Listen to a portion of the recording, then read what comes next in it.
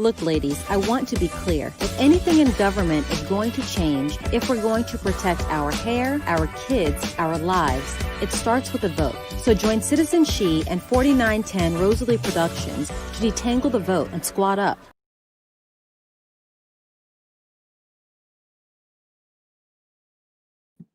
Good evening. Hello, everybody. My name is Emma Jackson. I am one of the producers over at 4910 Rosalie Productions, and I am so excited because today, we have an amazing panel happening for you all. Today, we have two panels. This is one that's going to be our first one, kind of like a pre-situation that we're going to have before our closing panel tonight, and it is a conversation with some cyber justice ladies from Cyber Justice, and we're super excited to have them kind of getting the youth involved. And then we also have a very special guest from Black Girl Nerds, who is the creator of that platform.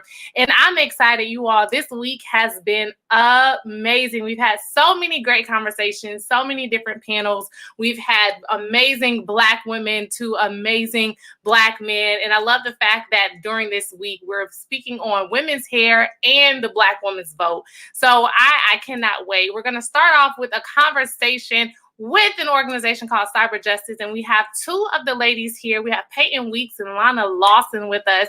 And I am so excited to have them. Hi, how are you ladies?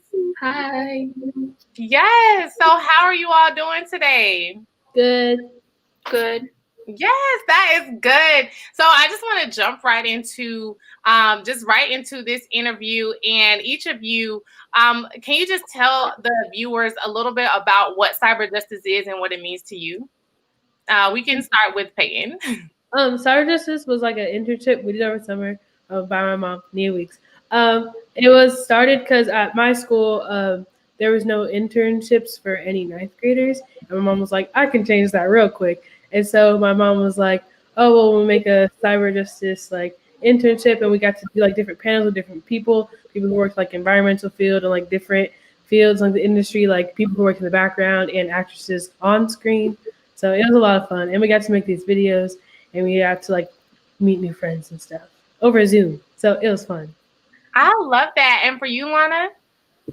Cyber Justice was a very fun program for me. Like, I wasn't expecting all the stuff that we did. Like, we watched movies, we talked to different people, and the videos that we made were very fun to make, in my opinion. And I had a good time overall.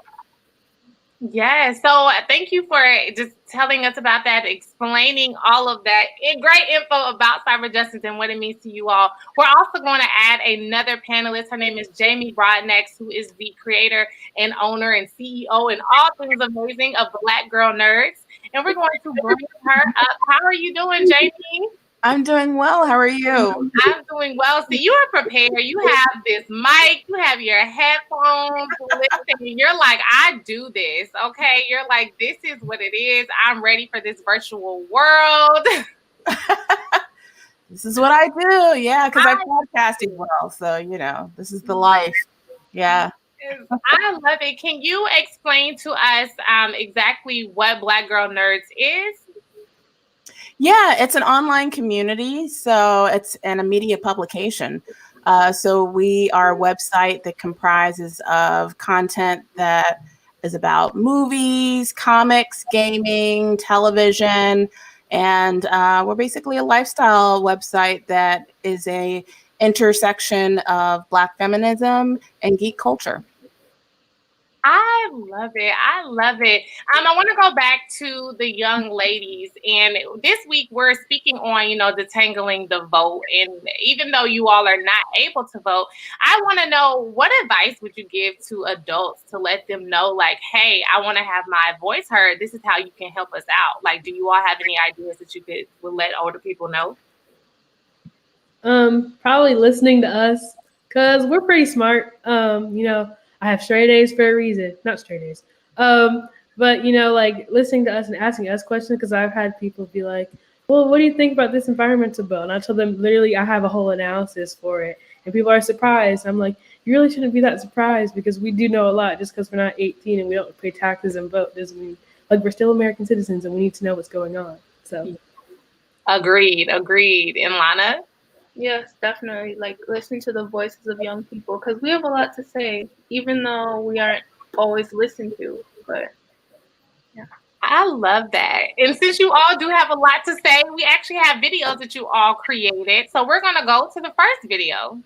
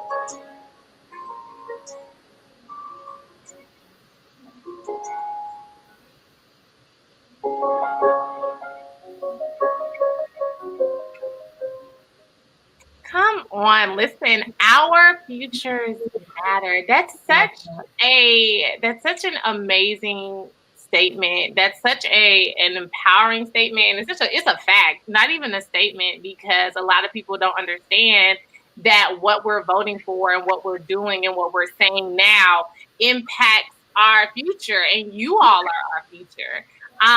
Peyton, can you just kind of explain a little bit more on why that was the hashtag that you used?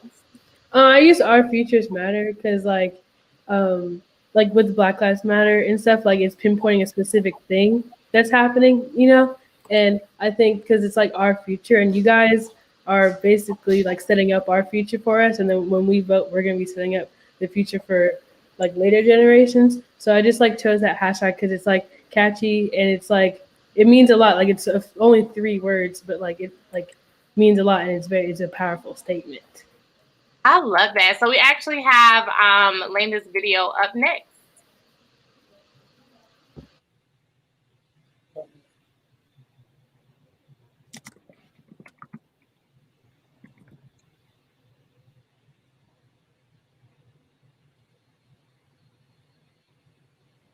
Bad. Look at her hair. That's so ghetto. Why would she even walk out the house like that? Her hair probably smells really bad. Oh my god, that's so cute. That's so cool. Oh my god, I can't wait to wear that to Coachella next year. Way back when, back on the plantation, slaves used braids to show their location. It was a way to display routes to help lead them out of the South. Our giant afros that arose from the heavens was our way of showing a bold new rebellion. Dreadlocks show off our ethnic pride and black power that is typically pushed to the side. Often these styles were looked at as disgusting until a white peer did it and they found it interesting. How come Keisha can get in trouble for wearing her box braids at school, but when Karen puts them in for Coachella, it's cool? Why do you want to wear my hairstyles, say my words, and follow my path when yesterday you were just telling me how glad you were to not be born black? Since you want the culture without the struggle, let me tell you my rebuttal. I know rocking Afrocentric hairstyles is in season, but Miss Solange didn't say for no reason.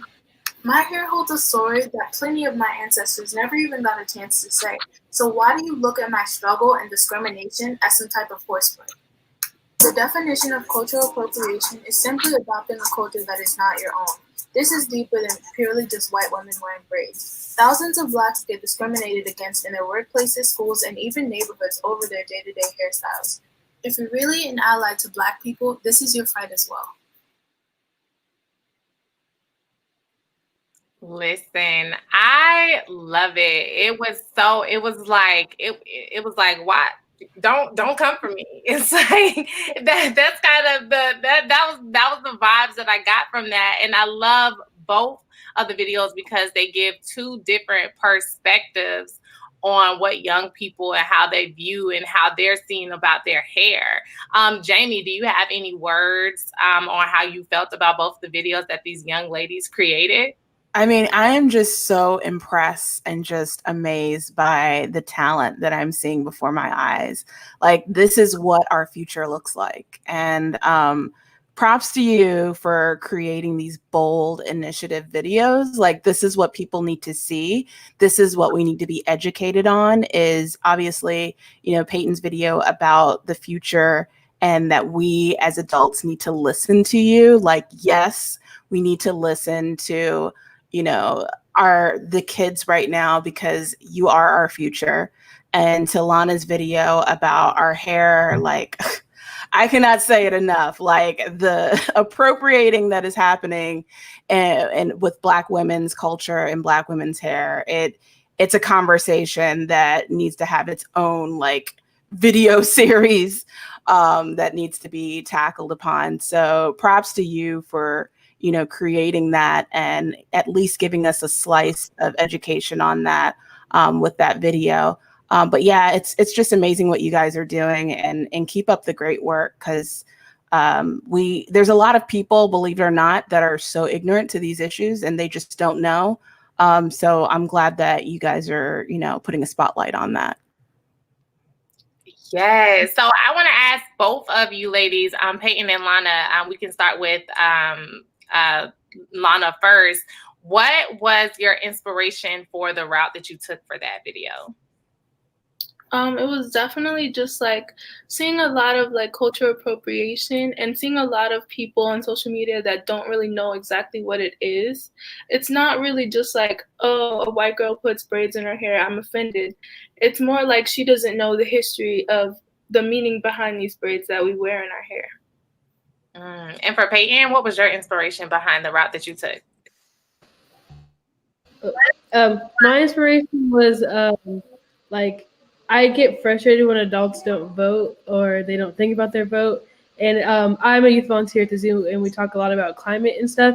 And it's kind of weird to like, because people are so focused on like all these big like things that they vote for, like the president, which is very important. But then like those small things, like that little environmental bill that someone worked really, really hard to like get up there, and now like you don't know when that could be proposed again. You know, like you can't take a chance like just not vote just because it's not important to you in that moment. I love that. The next question that I have is, I want to know, what advice would you give to youth who are your age, but they don't know that they can have a voice? Like, where would you tell them to start, or what would you tell them to do? I tell them to just educate themselves and just not really listen to what other people say, because sometimes they will try to lead you into the wrong direction. And if you feel that your voice matters, then it most likely does. And also not knowing that like you're not the only kid talking about it. Like there was a whole like environmental march that happened. Like you're not the only kid talking about it, and also that you don't have to have the exact same opinions as your parents. And that you can form your own opinions, like do your own research, like form your own opinions. Even if you're like you grow up thinking that your parents are right, they're not always right, depending on yourself and your morals that you create for yourself. I love that. And speaking on, like you said, doing your own research, you all had so many different graphics and different words that spoke out in both of your short films. Literally, I was just like, wow, I've seen that person, or I've never seen that person, or the hashtags or the wording hit me, or the music hit me, or the way that you all edited hit me. So in terms of your research, how did you all say, you know what, I'm going to go and I'm going to do this? How did you all start to research and choose the different videos and footage that you were going to put in there? I used Adobe stock. So for my end of the year, this happened like during the internship was in the summer. So in my end of the year project for my English 2 class, we had to do a PSA video, and I did mine on ocean pollution. So I wanted to do something like similar to that, and I used similar wording because it is very similar, because like it's all the environment. Like the environment isn't just like the fish in the ocean and stuff. It's like the people in it. And so it's all about the future. So I just kind of use like the same language in that. And Lana, what about you in terms of your research and using the specific wording and pictures and things of that nature?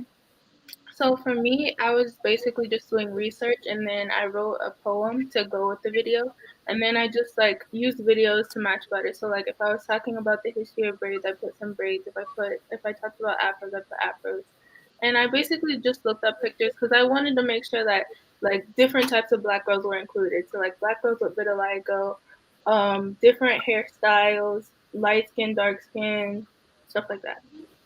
I love that. I want to say thank you so much, ladies, Peyton and Lana. Your words, your videos, your films, what you're doing, your program is beyond amazing. Are there any last words that you would want to say to youth or even to adults in terms of, Black women in their hair or getting Black youth to understand like your voice matters? Is there any last things that you want to say?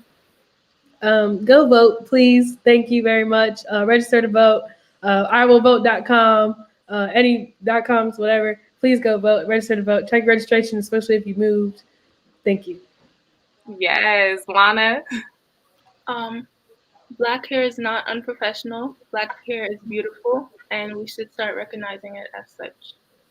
Yes, listen, I wish I was like, I guess, as proud and powerful as you all were at your age, because goodness gracious, I feel like I would be so far ahead, but you all are amazing. You all are wonderful, and I cannot wait to see like just what the future holds and what you're all going to create next, because what you have created is very impactful.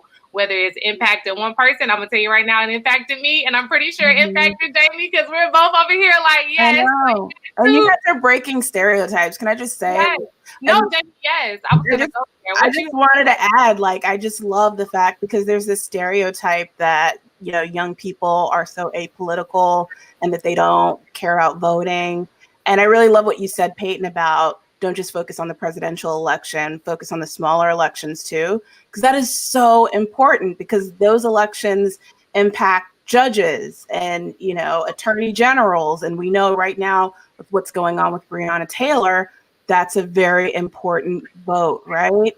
So I'm glad that you spoke on that we really need to focus on all elections, not just the presidential election. So again, you ladies are doing like fantastic work, and I admire you. I really do. Yes. Well, thank you, ladies, so much. You all have empowered me for the rest of the evening, and I'm pretty sure the rest of the youth who are watching this evening. And just want to say thank you all. I know we will see each other again virtually. Next up, we are going to move into we're going to continue this conversation. We're not really going anywhere. It is now, we have Jamie Broadnax from Black Girl Nerds, and I am just excited just to have you just still here and a part of this conversation in terms of just Black women creating and putting out, whether it's articles or podcasts or the films that we just saw. One of the things that I saw on youalls.com, it says that we represent a wide array of diverse women who embrace all cultures and refuse to conform to the status quo. And I love that. And in terms of what we're talking about now in the Crown Act, because the Crown Act wasn't created for a status quo of like a Black woman and what grows out of our hair. What was your purpose of including this specific like sentence and making sure that we're embracing all colors and we're not conforming to the status quo and we're going to be who we are and we're going to be proud? Like, what was that purpose when you created Black Girl Nerds to incorporate that? I mean, the Black and the African diaspora is so vast. We are so diverse, and the depictions that we saw of ourselves, even in media, was so two-dimensional. So, I just wanted to represent all forms and facets of what it is to be a Black girl and to be a Black girl nerd. Like, even that in itself was considered to be an anomaly at the time when I created the website. So, we're not this two-dimensional version of what people think Black women are.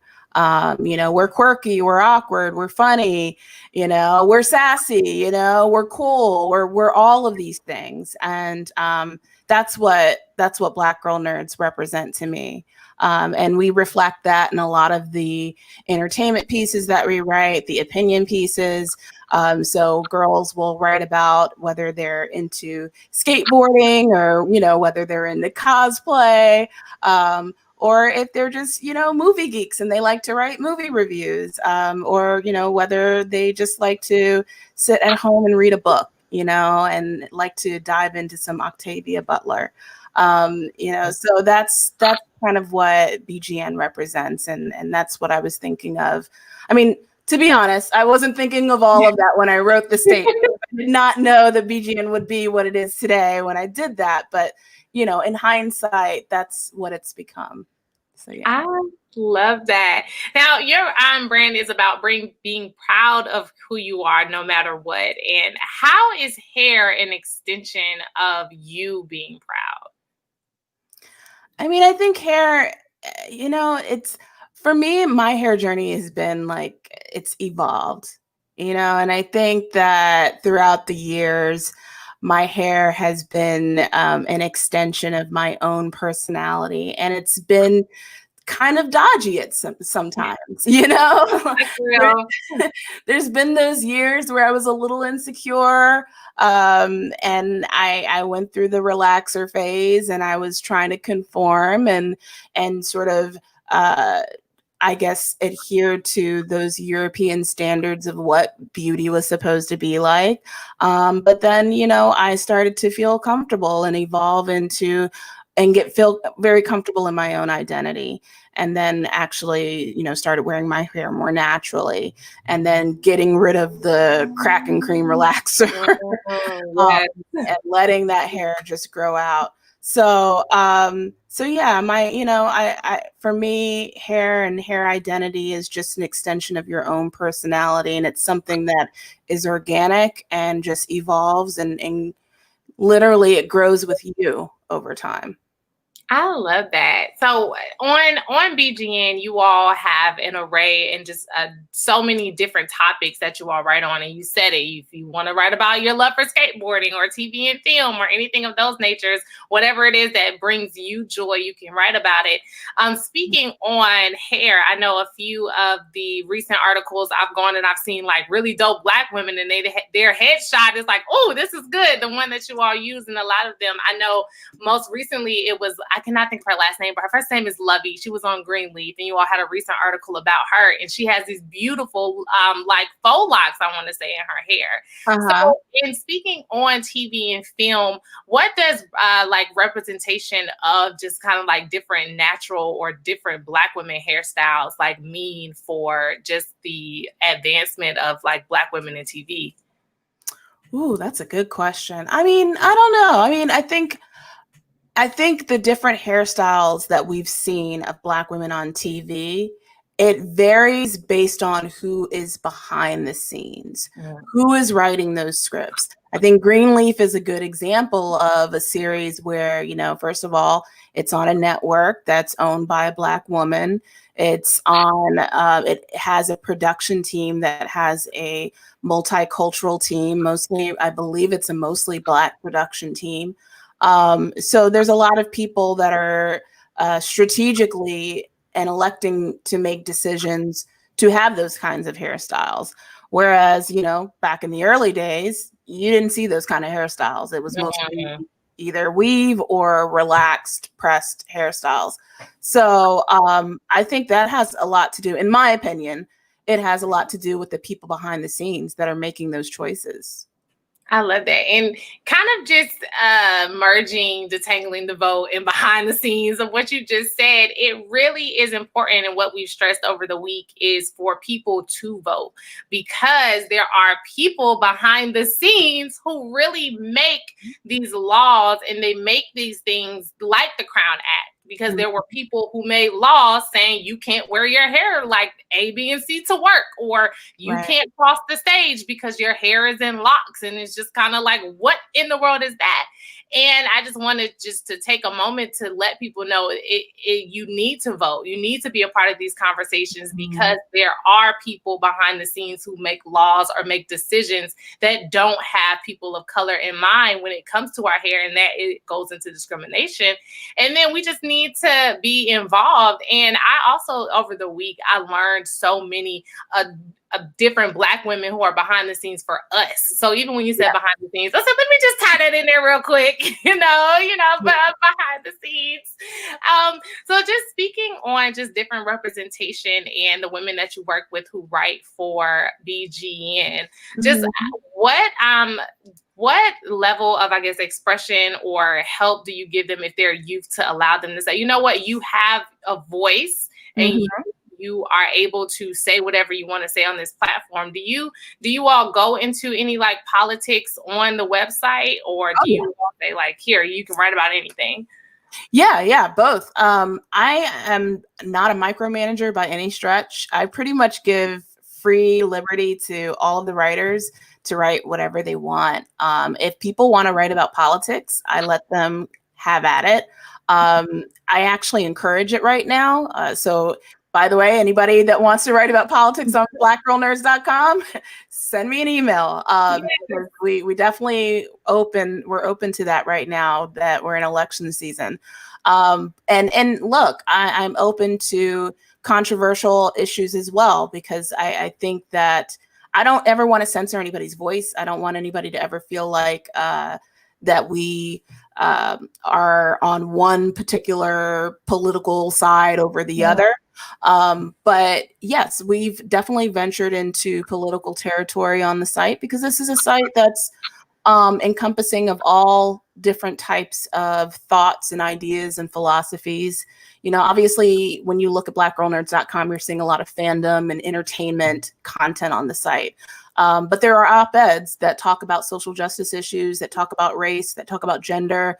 And politics is something that is very near and dear. It's very near and dear to me. My personal Twitter, I've had some political issues and arguments here and there. Getting heated over there. But yeah, I think it's important that we activate our voice. And if you need to use an outlet to do that, I've always used the blackgirlnerds.com platform. And I've even actually launched a podcast. It was a short series podcast called BGM Politics, where I invited some progressive voices to come on and talk about, issues, about environmental issues, about issues regarding healthcare, because that was very important to me, more on the progressive side of things, to bring those voices on during the election year. So yeah, it's important. It's, we definitely need to continue the conversation even beyond this year, even beyond an election season, to have conversations about politics, because it affects our lives in every way. And it affects the lives of our future, as we've seen with those, lovely young ladies earlier, that, our future and their kids and their kids' kids.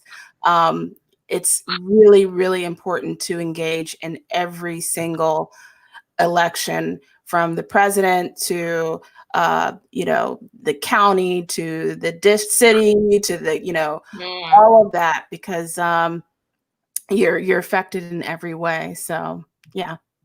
We really are affected in every way, and we just want, this is why we're doing Detangling the Vote. We want people to know, like, you're affected, and this was a way that we were able to bring everybody together.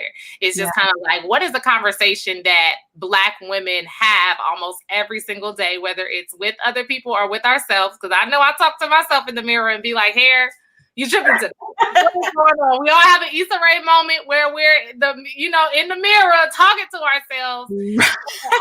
I'm glad that we're having this conversation, because people need to know we need to be active. One of the questions that was submitted to us that I want to ask is kind of going back to an older question I had asked, but do you see a trend of natural hair being represented in film more? I am noticing that. I am seeing that happening more, which is good, because, I think first of all, I think that basically relaxers and crack and cream is dying. So that's good. The natural hair community has made it, made more women feel very comfortable with, you know, obviously for Black women feeling very comfortable wearing their hair naturally. And YouTube has made it easy because I know that back in the day, I'm like, how do you get your hair to look like that? I don't understand how you did it. And then like watching women on YouTube and seeing different products that they use and, you know, different styling and techniques, I'm like, okay, I get it. So it, you know, women have made it easier. But yeah, I think that now you're seeing it more in movies, you're seeing it more in television. And I think, again, it kind of goes back to, you know, who's sort of, you know, running things behind the scenes, and then seeing, you know, more representation of Black women doing hair and makeup behind the scenes. I mean, I know that there's been conversations where there's not enough of Black women in the hair and makeup department. But, you know, there's some films and TV shows where there are representation. So we can't erase those women. But yeah, so I do see that there is an incline. Yeah. Yeah. An upward direction. Yeah, I'm seeing that happening more, which is good because we should be comfortable with our identity and not feel like we have to sort of stay within the confines of what European standards of beauty is supposed to look like. We don't have to try to fit into a box or be that, you know, status quo of what people think we look like or what people think we, you know, should do, like being a nerd. It's like, I can be a Black girl with natural hair and a nerd, you know, a Black girl put a wig on and still be, you know, power to people, you know, like, exactly. That. So I really do love that. And I want to say YouTube helps me under all of this. It is a lot going on. So I'm always on YouTube like, how do I twist it? 3 strands? YouTube is a blessing. I've learned my makeup game from YouTube. And I YouTube everything. I had to YouTube how to open a car door one time. I said, thank you, YouTube. Thank you. I said, listen, we're gonna get it open. So I am so glad we had you here. This conversation was amazing, especially with our ladies earlier, Peyton and Lana from Cyber Justice. And Jamie, I want to say thank you for just your perspective, your energy, your answers. Oh, hi, ladies. I didn't know we were bringing y'all back up. Hey, y'all still here with us?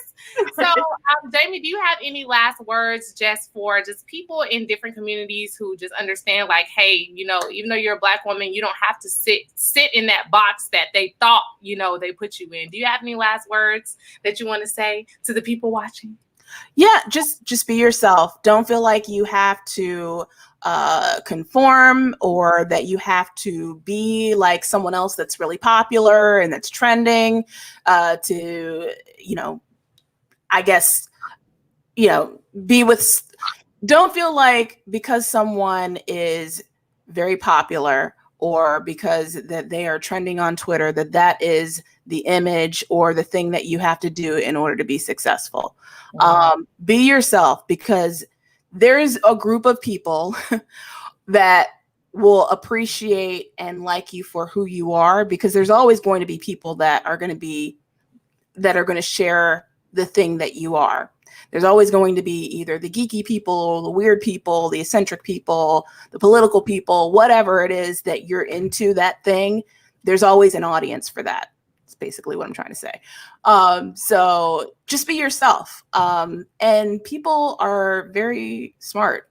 You know, don't undermine folks, because they can read folks like a book. And if they sense any sort of authenticity, they'll sense it right away. So as long as you are transparent and you are authentic and you are real, then, you know, people will like that and they'll naturally gravitate towards you. So, you know, just be yourself. I love it. Be yourself. Yes. Detangle the vote and be yourself in the midst of it, and be powerful and be out loud and know that there are people fighting for you. And if you want some more people fighting for you behind the scenes that look like you, make sure you all definitely go out and vote. Make your voice heard. Your vote does matter. And thank you. So I want to just end the closing panel saying thank you again for the 10th time to everybody, to Jamie, to Peyton, to Lana. Today was amazing. I'm so glad we were able to have so many different perspectives here on the panel. And in 10 minutes, we are going to have our closing panel, which is going to be talking about industry and hair. So make sure you all stay tuned. Join in on our live in 10 minutes. It's 6 p.m. Central, 7 p.m. Eastern Time, 4 p.m. Pacific. We're all over the world today. So I cannot wait. Shout out to Citizen She and 4910 Rosalie Productions. You all, it has been an amazing week. We're detangling the vote. Okay, that is what we're doing. And thank you all so much. Have a great evening. Bye.